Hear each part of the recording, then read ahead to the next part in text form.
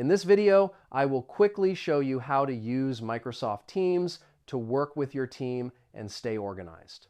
First, open Microsoft Teams on your computer or mobile device and sign in to your account.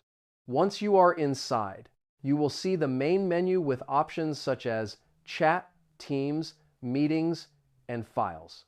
In the Teams tab, you can join teams and channels where members share messages, files, and project updates. In the Chat section, you can communicate directly with coworkers quickly. If you need meetings, go to the Meetings or Calendar tab to schedule or join video calls. You can also share files in the Files tab, making it easy for everyone to access important documents. Microsoft Teams allows you to send messages, make calls, share screens, and collaborate in real time. This helps keep communication organized and improves team productivity. And that's it. Now you know how to work on Microsoft Teams.